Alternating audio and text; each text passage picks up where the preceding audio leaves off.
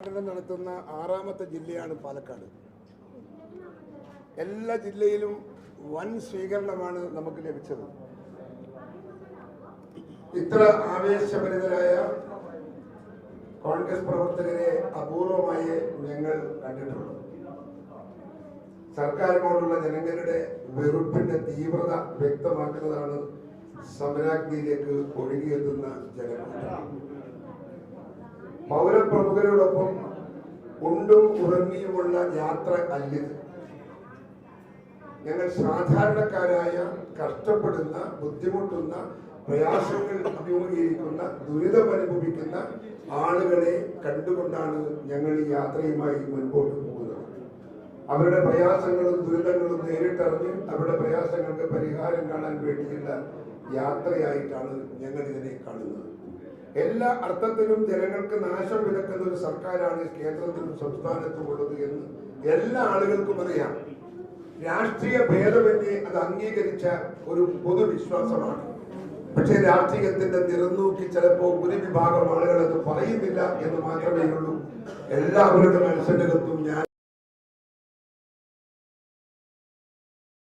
യാഥാർത്ഥ്യമാണ്. ഒരു രാജ്യം കത്തിയമർന്നപ്പോൾ വീണ വായിച്ച നീറോ ചക്രവർത്തിയെ പോലെയാണ് കേന്ദ്രം ഭരിക്കുന്ന മോദിയും സംസ്ഥാനം ഭരിക്കുന്ന പിണറായിയും. ജനങ്ങളെ ദ്രോഹിക്കുന്നതിൽ ഇരുവരും തുല്യരാണ്, അണ്ണനും തമ്പിയുമാണ് എന്നതാണ് ജനസംസാരം. തന്റെ കൈകൾ ശുദ്ധമാണ്, മടിയിൽ കരമില്ല എന്ന് പറഞ്ഞ മുഖ്യമന്ത്രി പിണറായി വിജയൻ ഇനി പറഞ്ഞാൽ ജനം തെരുവിൽ അദ്ദേഹത്തെ നേരിടുമെന്നാണ് എനിക്ക് തോന്നുന്നത്. മാസപ്പണി കേസിൽ സീരിയസ് ഫ്രോഡ് ഇൻവെസ്റ്റിഗേഷൻ ഓഫീസ് അന്വേഷണം തുടരാമെന്ന് ബാംഗ്ലൂർ ഹൈക്കോടതിയുടെ വിധി പിണറായി വിജയന്റെ കുടുംബാധിപത്യ കൊള്ളയുടെ മണിവാതിൽ തുറക്കുന്നതാണ്. ദിവസം ഏറെ കാത്തിരിക്കാതെ തന്നെ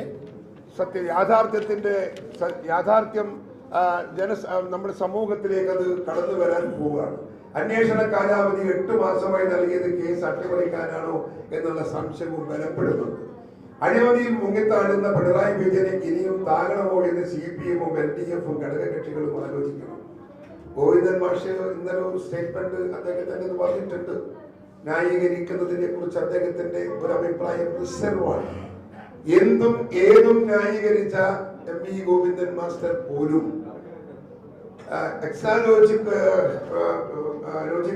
വീണയുടെ എക്സാലോജിക് കമ്പനിയുടെ കേസിനെ സംബന്ധിച്ച് ഒരു കമന്റ് അടിക്കാൻ മനസ്സ് കാണിക്കുന്നില്ല എന്ന് പറയുമ്പോൾ അവരുടെ മനസ്സിൽ പോലും അതേക്കുറിച്ചുള്ള കുറ്റബോധമോ അല്ലെങ്കിൽ തെറ്റെന്ന ബോധമോ അതിശക്തിമത്താണ് എന്നതിന്റെ തെളിവായി അത് തോന്നുകയാണ്. പിണറായി വിജയൻ മകളുടെ എക്സാലോജിക് കമ്പനിയായ CMRL നിന്നും 1.72 കോടി രൂപ കൈപ്പറ്റിയതിന് തെളിവുണ്ടെന്നും ഇത് അതീവ ഗുരുതരമായ സാമ്പത്തിക കുറ്റമാണെന്നുമാണ് ബാംഗ്ലൂരിലെ കോടതി വിധിയിൽ നിന്ന് മനസ്സിലാക്കേണ്ടത്. കേരളത്തിന്റെ തീരവും അവിടെ അമൂല്യമായ കരിമണലും മുഖ്യമന്ത്രിയുടെ ഒത്താശയോടെ കടത്തിക്കൊണ്ടുപോകാൻ കൂട്ടുനിന്നതിന് കാലം നൽകുന്ന തിരിച്ചടിയാണ് ഈ പ്രശ്നം. ഈ തിരിച്ചടി എന്ന കാര്യത്തിൽ തർക്കമില്ല. പിണറായി വിജയൻ മാത്രമല്ല, CPM ദേശീയ ജനറൽ സെക്രട്ടറിയും പൊളിറ്റ് ബ്യൂറോയും സകലരും ഇതിൽ കൂട്ടുപ്രതികളാണ് എന്നതാണ് മറ്റൊരു പ്രത്യേകത. കേരളത്തിന്റെ കരയും കടലും കവർന്നതിന് പിണറായിക്ക് കിട്ടിയ പണത്തിന്റെ വലിയൊരളവ് ദേശീയ തലത്തിലേക്ക് മാറ്റിയിട്ടുണ്ട്. അഖിലേന്ത്യാ പാർട്ടിയുടെ സാമ്പത്തിക പ്രയാസങ്ങൾ മിക്കവാറും പരിഹരിക്കുന്നത് കേരളത്തിന്റെ ഘടകമാണ്, പിണറായി വിജയനാണ് എന്നത് ഒരു യാഥാർത്ഥ്യമാണ്. എല്ലാ ആളുകൾക്കും അത് അറിയാവുന്നതാണ്. CPM-നെ ദേശീയ തലത്തിൽ പിടിച്ചു നിർത്തുന്നത് കേരളത്തിൽ നിന്ന് ഒഴുകിയെത്തുന്ന ഈ കൂറ്റൻ ഫണ്ടാണ്. സ്വകാര്യ കമ്പനിക്ക് കനാനുമതി വാർഡിൽ നിന്ന് കേന്ദ്ര ഉത്തരവ് 2019 ഫെബ്രുവരിയിൽ കരാർ റദ്ദാക്കേണ്ടതായിരുന്നു. എന്നാൽ ഒളിഞ്ഞും തെളിഞ്ഞും മുഖ്യമന്ത്രി ഇടപെട്ട് 2023 വരെ സജീവമാക്കി നിർത്തി. ഈ കാലയളവിൽ കോടിക്കണക്കിന് രൂപയുടെ കരിമണൽ കേരള തീരത്ത് നിന്ന് പുഴുവിലക്ക് ഖനനം ചെയ്ത് കടത്തി. ഇതിനുള്ള പ്രതിഫലനമാണ് മാസപ്പടിയായും വാർഷിക പടിയായും ഒക്കെ പിണറായിക്കും കുടുംബത്തിനും ലഭിച്ചത് എന്നതൊരു സത്യമാണ്. എല്ലാ ആളുകൾക്കും അറിയാവുന്ന ഒരു വസ്തുതയാണ് എന്നതാണ് എനിക്ക് പറയാനുള്ളത്. അതുപോലെ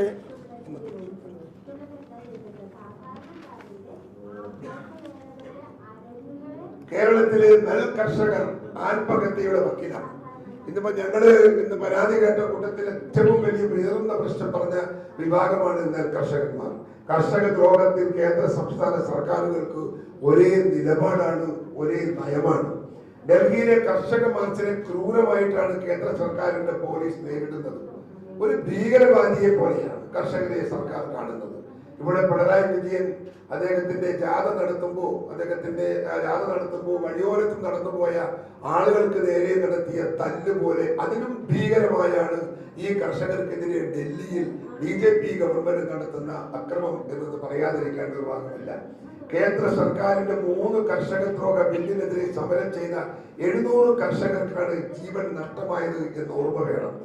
കഴിഞ്ഞ 9 വർഷത്തെ മോദി ഭരണത്തിൽ 1 ലക്ഷത്തിലധികം കർഷകരാണ് രാജ്യത്ത് ആത്മഹത്യ ചെയ്തത്. ഒരു രാഷ്ട്രത്തിൽ 1 ലക്ഷത്തിലേറെ ആളുകൾ ആത്മഹത്യ ചെയ്തു എന്ന് പറയുമ്പോൾ ഈ നാടിന്റെ സ്ഥിതി എന്താണ്? ഗൗരവമായി ആലോചിക്കേണ്ടുന്ന കാര്യമാണ്. 1ഉം 2ഉം പിണറായി സർക്കാരിന്റെ കാലത്ത് മാത്രം കേരളത്തിൽ 42 കർഷകർ ആത്മഹത്യ ചെയ്തിട്ടുണ്ട്. നവകേരള സദസ്സിന് ശേഷം മാത്രം 6ഓളം കർഷകർ ആത്മഹത്യ ചെയ്തിട്ടുണ്ട്. ഈ കൊച്ചു കേരളത്തിൽ സംഭരിച്ച നെല്ലിന്റെ വില കൃത്യമായി നൽകുന്നില്ല. ഇന്നിപ്പോ പരാതി പറഞ്ഞ കൂട്ടത്തിൽ ഏറ്റവും വലിയൊരു പരാതി, കർഷകന്മാരുടെ പരാതി അതാണ്. സംഭരിച്ച നെല്ലിന്റെ വില കൃത്യമായി നൽകുന്നില്ല. നെൽ കർഷകർക്ക് മണക്കുരുക്കായി PRS വായ്പാ സംവിധാനം മാറി. സർക്കാർ സമയത്ത് പണം കൈമാറാത്തതിനാൽ കർഷകന് ബാങ്കുകൾക്ക് വായ്പ നൽകാത്ത സ്ഥിതിയാണ്. ഇത് കാരണം കർഷകന് കൃഷി ഇറക്കാൻ കഴിയാതെ അവർ ആത്മഹത്യ ചെയ്യേണ്ടി വരുന്നു എന്നതാണ് യാഥാർത്ഥ്യം. പറമ്പിക്കുളം ആളിയാർ ഡാമിൽ ധാരാളം വെള്ളം ഉണ്ടായിട്ടും ചിറ്റൂരിലെ കർഷകർക്ക് ആവശ്യത്തിന് വെള്ളം നൽകാതെ കർഷകരെ കണ്ണീരിലാക്കുന്ന ഇടത് സർക്കാരിന്റെ നയം തിരുത്തണം എന്ന് ഞങ്ങൾ ആവശ്യപ്പെടുകയാണ്. സ്ത്രീകൾക്കും കുട്ടികൾക്കും സുരക്ഷയില്ല. സർക്കാർ ഇരയോടൊപ്പമല്ല, വേട്ടക്കാർക്കൊപ്പമാണ്. അതിന് ഏറ്റവും വലിയ തെളിവാണ് വാളയാറിലെ 9ഉം 13ഉം വയസ്സുള്ള സഹോദരിമാരുടെ കൊലപാതകം. തൊട്ടടുത്ത് വണ്ടിപ്പെരിയാറിൽ 5 വയസ്സുള്ള പെൺകുട്ടിയുടെ കൊലപാതകവും മറ്റൊരു തെളിവാണ്. ഇത്രയും ലജ്ജാകരമായ കൊലപാതകങ്ങൾ നടന്നിട്ട് പോലും ഇടതുപക്ഷ സർക്കാരിന് ഒരു കുലുക്കമില്ല. പ്രതികളെ രക്ഷിക്കാൻ നാണംകെട്ട രീതിയിൽ അവിടെ ഇടപെടുന്നു എന്ന് പറയുന്നത് നമ്മുടെയൊക്കെ ഈ നിയമ വ്യവസ്ഥയോട് ആളുകൾക്ക് പരമപുച്ഛം തോന്നുന്ന രീതിയിലേക്ക് അത് തള്ളിമാറ്റും എന്നത് ആശങ്കയോടുകൂടിയാണ് ഞങ്ങൾ നോക്കിക്കാണുന്നത്. കേരളത്തിൽ പോസ്കോ കേസുകൾ പെരുകുകയാണ്. കേരളത്തിലെ സർക്കാർ അഭിഭാഷകർ ഇടപെട്ട് ഇത്തരം പല കേസുകളും ഒത്തുതീർപ്പാക്കുകയാണ്. വയനാട് ചേക്കാടിയിൽ കാട്ടാനാക്രമണത്തിൽ പരിക്കേറ്റ കറുവ ദ്വീപ് VSS ജീവനക്കാരൻ പാക്കം സ്വദേശി പോൾ മരിച്ചു. കഴിഞ്ഞ 6 ദിവസത്തിനിടെ മാനന്തവാടി മേഖലയിൽ കാട്ടാനയുടെ ആക്രമണത്തിൽ കൊല്ലപ്പെട്ട 2ാമത്തെ ആളാണ് മിസ്റ്റർ പോൾ. വയനാട് മെഡിക്കൽ കോളേജിൽ പ്രവേശിച്ച പോളിന്റെ ആരോഗ്യസ്ഥിതി മോശമായതിനെ തുടർന്നാണ് റോഡ് മാർഗം കോഴിക്കോട് മെഡിക്കൽ കോളേജ് ആശുപത്രിയിൽ എത്തിച്ചത്. 1 മണിക്കൂർ 57 മിനിറ്റ് എടുത്തു റോഡ് മാർഗം പോളിനെ കോഴിക്കോട് മെഡിക്കൽ കോളേജിൽ എത്തിക്കാൻ. സമയം വൈകി എന്നാണ് ഡോക്ടർമാർ പറഞ്ഞിരിക്കുന്നത് എന്നാണ് എനിക്ക് കിട്ടിയ വിവരം. ജനങ്ങൾക്ക് രക്ഷ നൽകുക എന്നതാണ് ഏറ്റവും പ്രധാനം. ഇനിയൊരു ജീവൻ നഷ്ടപ്പെടരുത്. അതിനു വേണ്ട ജാഗ്രത ഉണ്ടാവണം. നിലവിലുള്ള കിടങ്ങുകൾ, വൈദ്യുത വേലികൾ എന്നിവ പുനഃസ്ഥാപിക്കാനുണ്ടെങ്കിൽ ഉടൻ ചെയ്യണം. പണ്ടത്തെ പോലെയല്ല. ഇപ്പോ ഈ ഫോറസ്റ്റിലൊക്കെ ഒരു അന്യ പ്രദേശത്തു നിന്ന് ഒരു മൃഗം വന്നു കഴിഞ്ഞാൽ ആ വന്ന നിമിഷം തന്നെ ഫോറസ്റ്റ് ഡിപ്പാർട്ട്മെന്റിൽ അതിന്റെ അലാറം ഉണ്ടാകും. ആ അലാറം വന്നാൽ ഒരു മൃഗം പുതുതായി വന്നു എന്നവർക്ക് മനസ്സിലാക്കാൻ സാധിക്കുന്ന ശാസ്ത്രീയമായ പുരോഗതി കൈവരിച്ച നാടാണ് നമ്മുടെ നാട്. പക്ഷേ അത് ഫോറസ്റ്റ് ഡിപ്പാർട്ട്മെന്റ് അന്വേഷിക്കണം. അങ്ങനെ വന്നാൽ എവിടെയാണ് ആ മൃഗം എന്ന് അന്വേഷിക്കണം. അന്വേഷിക്കാൻ പോകാത്തത് കൊണ്ടാണ് ഈ കഴിഞ്ഞ 3 മരണം ഉണ്ടായത്. ആദ്യത്തെ മരണത്തിന് ആന എത്തിയെന്ന് 2 ദിവസം മുമ്പ് അവർക്ക് വിവരം കിട്ടിയിട്ട് പോലും ആനയെ ലൊക്കേറ്റ് ചെയ്യാൻ സാധിച്ചില്ല എന്നതാണ് ആദ്യത്തെ മരണത്തിന്റെ ഒരു കാരണം. 2ാമത്തെ മരണവും അതുപോലെ തന്നെയാണ്. വിവരം കിട്ടി, ഇവർ പോയില്ല, അന്വേഷിച്ചില്ല, എവിടെയാണെന്ന് കണ്ടെത്തിയില്ല. അത് കഴിഞ്ഞ് 4ാമത്തെ ദിവസം അവിടെ ആക്രമണം നടന്നു. പോൾ എന്ന് പറയുന്ന നമ്മുടെ മണ്ഡലം കോൺഗ്രസ് കമ്മിറ്റിയുടെ ഒരു മെമ്പർ കൂടിയായ പോൾ മരിച്ചു. അതുപോലെ തന്നെ 2 ദിവസം ഇന്നലെ മരിച്ചതും അതുപോലെ തന്നെയാണ്. അതേ നേരത്തെ കിട്ടി, അവർക്ക് ഇൻഫർമേഷൻ നേരത്തെ കിട്ടി. ആ ഇൻഫർമേഷൻ നേരത്തെ കിട്ടിയെങ്കിൽ ആ മൃഗത്തെ കണ്ടെത്താൻ സാധിക്കുമായിരുന്നു. പക്ഷേ അതിനു വേണ്ടി ഈ ഗവൺമെന്റിന്റെ ഉദ്യോഗസ്ഥരും ഒന്നും ചെയ്യുന്നില്ല എന്നതാണ് യാഥാർത്ഥ്യം. അവരുടെ അഴകൊഴപ്പൻ നയത്തിന്റെ ഭാഗമാണ് ഇപ്പോ ഈ കാണുന്ന മരണങ്ങളെല്ലാം എന്ന് നമുക്ക് പറയാതിരിക്കാൻ നിർവാഹമില്ല. ജനങ്ങൾക്ക് രക്ഷ നൽകുക എന്നാണ് ഏറ്റവും പ്രധാനം. ഇനി ഒരു ജീവൻ നഷ്ടപ്പെടരുത്, അതിനുവേണ്ടി ജാഗ്രത ഉണ്ടാകണം. നിലവിലുള്ള കിടങ്ങുകൾ, വൈദ്യുത വേലികൾ എന്നിവ പുനഃസ്ഥാപിക്കാനുണ്ടെങ്കിൽ ഉടൻ ചെയ്യണം. കഴിഞ്ഞ 8 വർഷത്തിനിടെ 909 പേരാണ് കാട്ടാന ആക്രമണത്തിൽ കൊല്ലപ്പെട്ടത് എന്ന് പറയുമ്പോൾ നമുക്ക് അത്ഭുതം തോന്നുന്നില്ലേ? സർക്കാർ നഷ്ടപരിഹാരം പ്രഖ്യാപിച്ചെങ്കിലും അതിൽ 706 പേർക്ക് മാത്രമാണ് സർക്കാർ ധനസഹായം ലഭിച്ചത്. ബാക്കിയുള്ളവർക്ക് ഇതുവരെയും ധനസഹായം കിട്ടിയിട്ടില്ല. കൊടുക്കാമെന്നേറ്റ ഈ വാഗ്ദാനം അടിയന്തരമായി സംസ്ഥാന സർക്കാർ നിറവേറ്റണം എന്നാണ് ഞങ്ങൾക്ക് പറയാനുള്ളത്. ഞങ്ങൾ ഇതെല്ലാം ജനങ്ങളുടെ മുമ്പിൽ തുറന്നു കാട്ടി ഇടതുപക്ഷ സർക്കാരിന്റെ പോരായ്മകളും തെറ്റുകളും കുറ്റങ്ങളും ജനമനസ്സിലേക്ക് എത്തിക്കുക എന്നതാണ് നമ്മുടെ ഈ ജാഥ കൊണ്ട് ഉദ്ദേശിക്കുന്നത്. അത് വളരെ കൃത്യമായി നമുക്ക് ജനഹൃദയങ്ങളിലേക്ക് എത്തിക്കാൻ സാധിക്കുന്നുണ്ട്.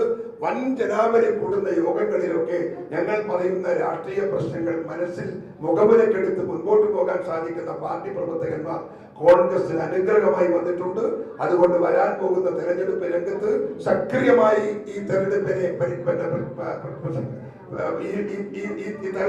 സക്രിയമായി പ്രതികരിക്കാൻ നമ്മുടെ കോൺഗ്രസിന്റെ പാർട്ടി UDFന്റെ പാർട്ടി പ്രവർത്തകന്മാർ സജ്ജമായിരിക്കുന്നു എന്ന ആത്മവിശ്വാസത്തോടെയാണ് ഞങ്ങൾ മുമ്പോട്ട് പോകുന്നത്.